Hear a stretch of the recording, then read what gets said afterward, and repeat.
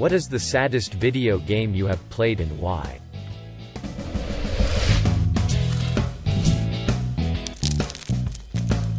There was a Flash game called Cold Case. You are a ghost trying to solve your and other nearby ghosts' murders. In the end, you help your grieving girlfriend find her next relationship. It got me to thinking about much it must suck to be a ghost and be forced to watch your loved ones move on without you.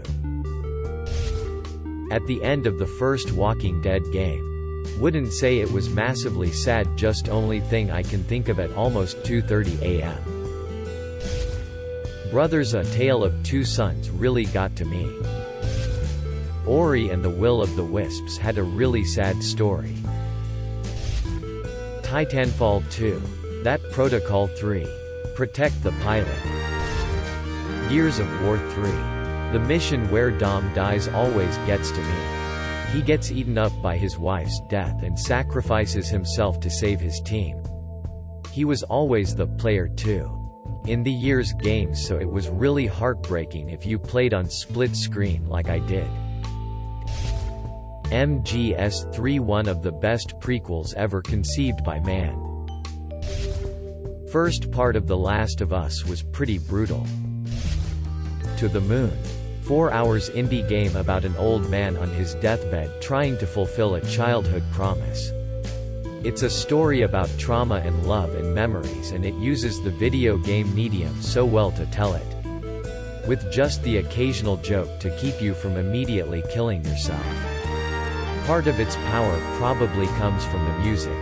Some really heart-wrenching piano songs in there. Just came out on Switch IRC. Or Steam. Shadow of the Colossus because reasons. And the God of War series.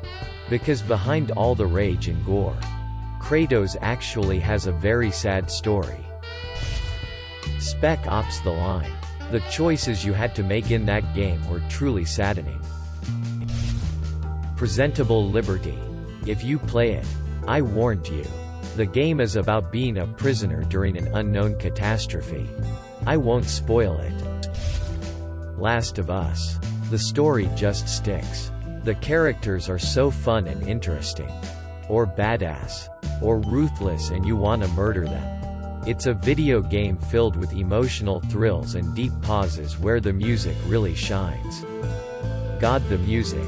This War of Mine. Such a different game. So hard to describe what it means to become those everyday people stuck in the middle of a war zone. What your decisions mean and how hard it is to remain human when so much inhumanity surrounds you. Deep game filled with morality and sadness. RDR2. The ending and the fate of Arthur. The way the game's story sorta gets you there. All of it is heartbreaking, and with a game so rich with detail and hours upon hours of gameplay, it's hard not to grow close to the characters and not to feel a part of the gang once it all goes to. Madden 20. Every time I play it I just cry because it's such a bad game. Not me. My son played an indie game wherein two brothers go on a quest to find water from the Tree of Life to save their dad from dying. The game can only be played by working together. As in, each controller is half controlled by the other player. The quest takes them through dangers and phobias, and the brothers bond. They then meet and are befriended by a young woman whom the older brother is attracted to and turns out to be a spider who bites him. They are able to vanquish the spider, but the older brother is mortally wounded.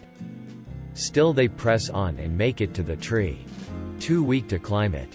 The older brother stays behind whilst the younger one climbs the tree and retrieves the precious water. When he gets back, the older brother has passed away. He cries and pours the water from the tree onto him, and at first, as he hugs his brother, it seems to have worked. But it is only an illusion, and the younger brother, realizing that he's really on his own, lays his brother to rest and makes his way home. He has to face his fear of water alone, without the brother there to support and cheer him on. He eventually makes it back in time to save his dad, but it is so sad. When my son was describing the game to me, I was crying like a baby. I told him I had no idea games were so artistic. Such a beautiful way to convey art. Halo Reach, from the beginning you know the end. Mass Effect 3. Of course the quality of the ending is a big point for most, alongside anger, but outside of that a lot of people start dying and sometimes there's nothing you can do to save them no matter how you played out the trilogy. It winds up being quite the sad adventure. Crazy how we knew Thane was terminally ill when we first got him. Yet his death still wound up being a huge gut punch. Even then he threw down with Kai like a boss in such a way that I really wanted to see what a perfectly healthy Thane in his prime could do. Yet all I could do later was sit by his bedside as his time came.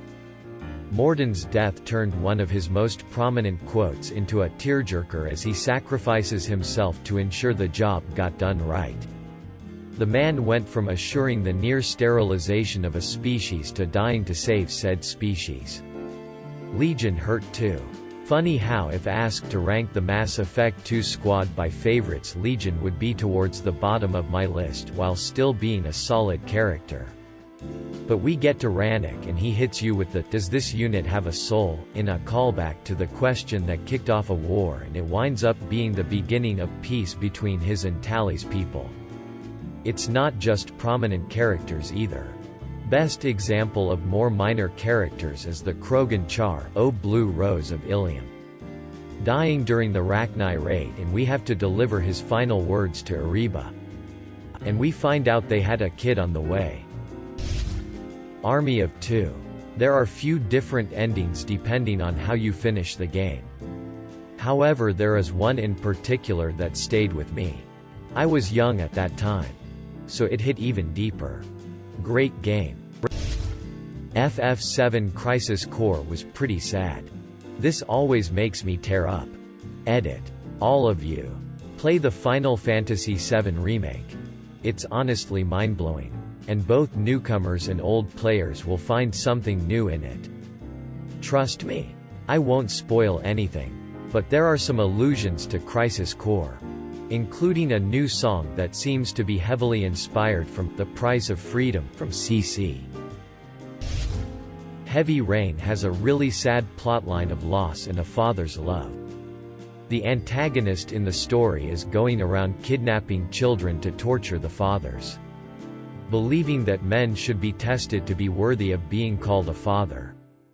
This was due to an incident that had occurred in the antagonist's childhood where his brother had fallen through a hole in a storm drain at a construction site. The antagonist tries to get help, but his drunk father dismisses it and beats the antagonist for disrupting him, resulting in the death of the antagonist's brother. Ironically, The Sims. I watch them live lives without depression, anxiety, abuse. I watch them build families, friendships, love, and amazing careers.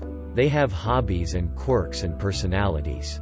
I just get so sad thinking of everything they have that I never will. Nier Automata. Probably. So many side quests with depressing endings. Red Dead Redemption 2. That ending, Arthur Ma Booah. Rhyme. It is a game on loss, depression, recovery, and understanding what happened. And I started playing it not too long after losing a good friend a couple years ago. Life is Strange was pretty tough in a few different spots. The assisted suicide scene, and then the whole plot in the last chapter was just so dark. Not to mention the choice in the end was pretty brutal too. I know this doesn't compare to many new games, but Super Paper Mario was a trip. You'd never expect a Mario game to have that kinda depressing lore. True pacifist and genocide runs of Undertale. You know why. I don't really play video games. But What Remains of Edith Finch? It's basically this story of a girl named Edith who grew up in family where all of her relatives died in tragic and strange ways and is cursed. In the game she revisits her childhood home and looks back at what happened to her family members. At the end it's revealed that she was pregnant the whole time. And she dies in childbirth. Overall extremely depressing, but such an interesting game that I would recommend playing. Or even just watching a playthrough on YouTube. Pokémon Mystery Dungeon. Time. Darkness. Sky. The scenes near the climax of the game are done very well with music that tugs on your heartstrings. Lol.